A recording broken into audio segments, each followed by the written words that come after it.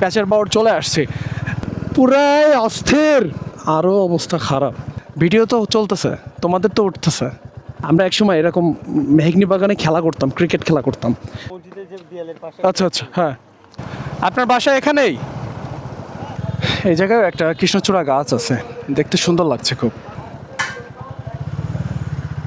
এটা কাগজপুকুর বাজার। বাউরের রাস্তা তো মনে হচ্ছে এটা না।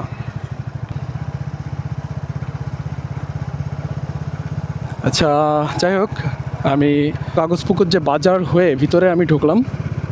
এদিকে কখনো ওইভাবে আসা হয়নি, কিন্তু এটা তো বেনাপোলের ভিতরেই। এই এলাকাটা দেখেন কত সুন্দর, তাই না? মানে প্রত্যেকটা এলাকা আসলে গাছগাছালিতে পরিপূর্ণ। মানে এত চমৎকার প্রত্যেকটা এলাকা, মানে সৌন্দর্যে প্রতিটা মুহূর্তে আপনি মুগ্ধ হবেন। এই রোডের ভিতরে চলে যাচ্ছি।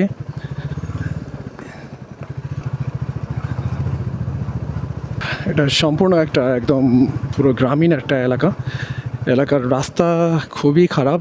এখানে একটা বাগান মতো আছে, অনেক বড় ধরনের বাগান দেখতে পাচ্ছি, কিন্তু এই রাস্তাটা মনে হচ্ছে সম্পূর্ণ খুবই খারাপ। এত খারাপ রাস্তায় আসলে আসলাম সেটাই ভাবতেছে। যাই হোক, সামনে হয়তো বা ভালো কিছু থাকতে পারে। এই ছোটো ভাই, বাউড়ের রাস্তা কোনটা? বাউড় যাব, বাউড় সোজা। এদিকের রাস্তার এত খারাপ পরিস্থিতি যে ইট বের হয়ে গেছে রাস্তায়। তো এদিক দিয়ে বললো যে পাহাড়ের রাস্তা। তো আমি যেয়ে দেখি আসলে কতদূর পর্যন্ত যাওয়া যায়, আর দেখা যাক যে কোথায় যে ওঠে এই রাস্তাটা। কিন্তু গ্রামের ভিতর দিয়ে আসলে যেতে ভালোই লাগছে। আর এখানে একটা মসজিদ আছে আন্ডার কনস্ট্রাকশন, সুন্দর। কিছু কিছু জায়গায় আসলে আসলে বোঝা যায় যে গ্রামীণ পরিবেশের যে মজাটা, এটা বোঝা যায়। এই দেখেন, এই বাড়িটা দেখেন কত চমৎকার, তাই না? কত সুন্দর, মানে মাটির বাড়ি। কিন্তু অনেক দিন পরে মাটির বাড়ি দেখলাম, তাও টালি দেওয়া। টালি এবং মাটির বাড়ি দুটো একসাথে কত দেখেছি, মানে আমাদের গ্রামেই ছিল অনেক, তো এখন আর ওইটা নাই বললেই চলে, একদম পুরো নেই হয়ে গেছে। ভাই, বাউড় কোন দিকে? বাঙড়, হ্যাঁ হ্যাঁ, প্যাচের বাউড়, প্যাচের বাউড় সোজা চলে যেতে হবে। আচ্ছা, ধন্যবাদ ভাই। এখানে দুইটা রাস্তা, সোজা চলে যেতে হবে বল। ওহো, আমি মনে হচ্ছে খুব সুন্দর একটা জায়গার সন্ধান পেয়ে গেছি। এই দেখেন, এখান থেকে একদম পুরো সি বাক। আরে আল্লাহ, কত বড় পুকুর! যাই হোক, এসব জায়গায় আসলে আসলে ভাই সত্যি ভালো লাগে, বুঝছেন? দেখার মতো জায়গাগুলা। মানে এই রাস্তাটা অনেকটা চিকন, মানে অনেক চিকন, আর হচ্ছে কেমন একটা যেন, মানে একটু পর পর আবার ছোট ছোট গর্ত, তারপর আবার ইট উঠে গেছে রাস্তায়। আচ্ছা, এখান থেকে তো মনে হচ্ছে আরও অবস্থা খারাপ, তাই না? দেখেন কি অবস্থা, আসলে কোন দিকে যাচ্ছি। এই যে স্যারেরা, এক্সকিউজ মি, প্যাচের বাউড় কোন দিকে স্যার? প্যাচের বাউড় কোন দিকে? হ্যাঁ হ্যাঁ, মেন রোডে ওঠে। কারোর কাছে জিজ্ঞাসা করলে দেখাই দিবে। এটা এটা এটা এলাকার নাম কি? কেলে? কেলের কান্দা? বাহ, কি আছে। আর এটা কই গেছে? ও, বেনাপোল গেছে।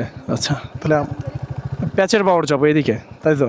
ভিডিও তো চলতেছে, তোমাদের তো উঠতেছে। দেখি, চলে যায়। আল্লাহ হাফেজ।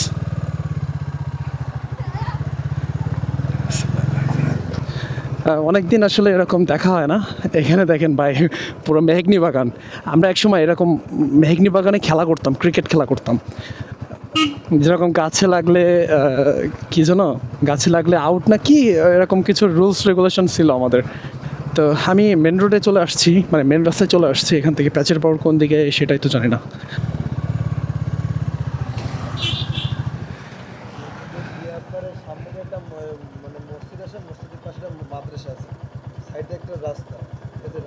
পাকা রাস্তা? আচ্ছা, মানে মসজিদ আর মাদ্রাসার মাঝখান দিয়ে রাস্তাটা। তো প্যাচের বাওড়ের আমি এক্স্যাক্ট যে ঠিকানা সেটা আমি পেয়ে গিয়েছি।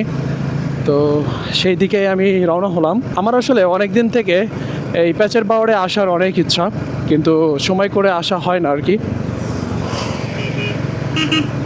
আজকে সময় পেলাম, রয়্যাল এনফিল্ডটা ছিল কাছে, জন্য আর কি সাহস হলো। মসজিদ আর একটা মাদ্রাসার মাঝখান দিয়ে রাস্তা। ভাইজান, প্যাচের বাওড় কোন দিক দিয়ে যাব? এমনিতে যাবেন ওই যে চিকন রাস্তা। এই যে মসজিদের যে দেয়ালের পাশে। আচ্ছা আচ্ছা, হ্যাঁ।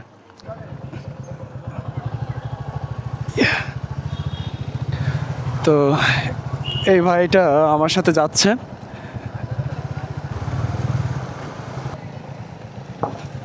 ওরে, আপনার বাসা এখানেই? ও আচ্ছা। তো এই ভাইটা আমার সাথে যাচ্ছে, আমাকে একটু হেল্প করতেছে। উনি হচ্ছে হোন্ডা সিভিয়ার যে র্যাপসেল ভার্সনটা, ওইটা চালাচ্ছে। এই বাইকটা কিন্তু অসাধারণ একটা বাইক, তাই না? মানে পুরাই অন্য লেভেলের। এমনি চলে যাব? ওকে ঠিক আছে, ওকে ঠিক আছে, থ্যাংক ইউ ভাই। তো এমনি সোজা যে ডান পাশে একটা রাস্তা আছে, তো বেনাপোলে আমি একদম পুরো একটা এলিট এরিয়াতে চলে আসছি, যেখানে বাড়িঘরগুলো জাস্ট অনেক বিগ বিগ আর কি। বড়লোক মানুষরা থাকে এরকম জায়গায়। আসসালামু আলাইকুম হালাল কবুর। ভালো লাগছে আসলে এরকম জায়গায় ঘুরতে, সত্যিই অনেক বেশি ভালো লাগে। আর একটা জিনিস খেয়াল করলাম যে এখানে রাস্তাটা যথেষ্ট প্রশস্ত। এখান থেকে উনি বলছিল ডানে চলে যেতে হবে, তো আমি ডানেই যাব এখান থেকে। এই ডানে মোড় নিলাম। আমার মনে হচ্ছে সামনে আমি এমন কিছু দৃশ্য দেখতে চলেছি যেটার জন্য আমি মোটেও প্রস্তুত না। এই যে মাঠ, এখানে ইট রেখে দিয়েছে, সেই ইটের উপরে আবার একদম পুরো এতে ভরে গেছে। প্যাচের বাওড় চলে আসছে, প্যাচের বাওড় চলে আসছি। ও ইয়ে, কি মজা কি মজা, পুরাই অস্থির জোস। এখানে একটা ক্যাফে আছে, কিন্তু ক্যাফেটার অবস্থা দেখেন, আরে কি অবস্থায়। যাই হোক, এটাকে কেন্দ্র করে এখানে একটা ক্যাফে হয়েছিল, কিন্তু সেটা অচিরেই বন্ধ হয়ে গেছে, মানে পড়ে আছে আর কি। আর এটা হচ্ছে প্যাচের বাওড়।